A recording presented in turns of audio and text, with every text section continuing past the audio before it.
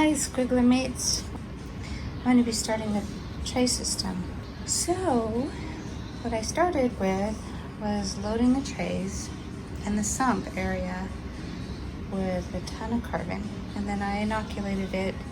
This is where I was curing castings, so it was a finishing bin. So I had taken the castings out to start this project, but the ones that were in that little drain neck area and the little bits that were around, little babies that were around, there's, I don't know, at least a dozen nice, really seriously healthy juniors in here. So what I did was I put the carbon in with this little bit of castings that was in there to begin with. So I was going to let the bedding kind of mature a bit. So I had like a whole bunch of extra food composting indoors here. So I decided to bury it deep in the bedding, kind of mix it around, bury it, let it go through a heat cycle, and mix it around. Continue to do this. It's been about 3 weeks and I've done it about once a week. I've mixed it up. So today would be the third time. So the bedding is looking really beautiful and ready for the worms to move into. So these trays stack. So the bottom one that had all of the food that was composting down, going through heat cycles, had a lot of fungal activity when I looked at it today. Little worms that were 3 weeks ago that were really teeny, almost too teeny to see, are now really lovely, healthy, juicy, large for their age worms. So that's interesting, and where I find them is where it's the warmest and maybe even the most compact areas. That's where I'll be finding them. The worms are going to be super happy in here. It's a little bit warm still. I don't think it's too warm, obviously, because that's where the worms choose to go. And that I will dilute this material with all of that in this little drain area. We're going to leave the drain open and not clogged. Oh, look at, see this? Here's a couple of nice juicy worms that you can tell they're not very old, but they're really nice and big. Yeah, this is, see how that material is kind of spongy and it's held together, and then when you break it apart it releases the water in the cells. So my plan is to kind of divide it up between these other two trays. So I'll start bringing it over now.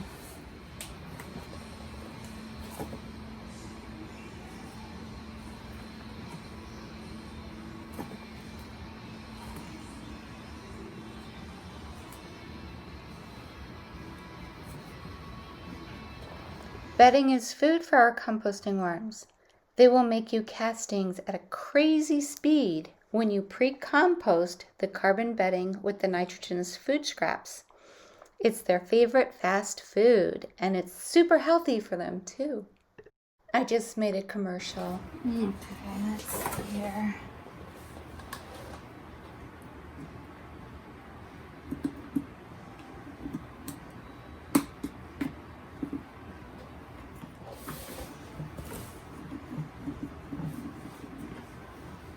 Okay, so you can see that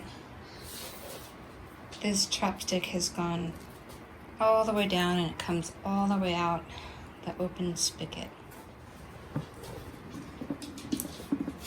So now it's just a matter of making sure we keep it open and clear. Okay, so I've taken a plastic bottle, kind of curved it around, cut the top so it's a little bit more even. So I'm kind of screwing it in. Okay, so I can see it in the neck here. The bottle curled up in the neck will help me keep it clear. As I'm building this, I'm going to go ahead and add plenty of grit. This is powdered eggshell.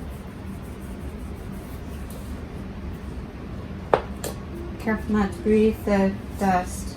There's lots of ways to run your stacking system. I've just found I can get a ton of castings this way. Trying to layer this kind of evenly.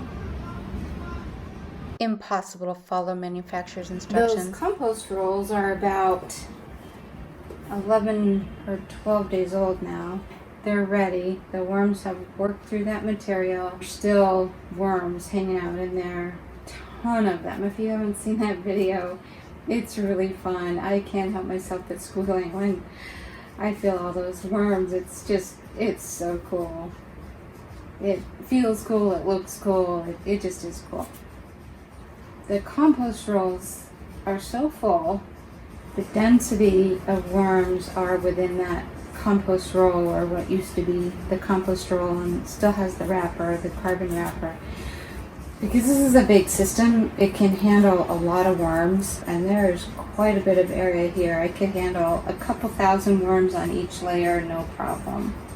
One compost roll, the one that I ran into the other night, had at least a couple thousand worms in it, right there. But most likely, I'm going to go ahead and plop a compost roll or two in these. So the idea in these tray systems, vertical stacking systems, is that, as you can see, the little stopping point here. So it sits just inside here, and then that bottom ledge stacks here. So if the material is high enough, there's room for the worms to translate back and forth, because the bottom has this opening, this mesh type perforated material. So the worms can go up and down whichever layer they want to, whatever feels more comfortable at the time. They can get away from any uncomfortable situations, like if something did start to heat up, they would be able to move away. If the food was more full of microbes and easier for them to eat, they might move lower, higher, moisture content, lower, higher. So they've got a lot of freedom to move around. So the material needs to be high enough so it will meet the bottom layer without being compacted too much. So I'm going to go ahead and put all of this material in and see how we do when I put that other tray on. These are just such healthy worms that I've found in here. And I did find them when they were in the more packed material. So this pre-composting thing is pretty cool. You just have to be careful that it's gone through all of its heating and cooling cycles. And to do that, I mixed it once a week for 3 weeks. And every time it got really warm, like well warmer than my body temperature. But the material is right there for the worms to go into. I've got this other tray that you see here, so I can fill this system up completely. So this is just the nice pre-composted food and carbon. Try to get that filled up as high as I can. Okay, let's add some more grit. Keep it nice and buffered.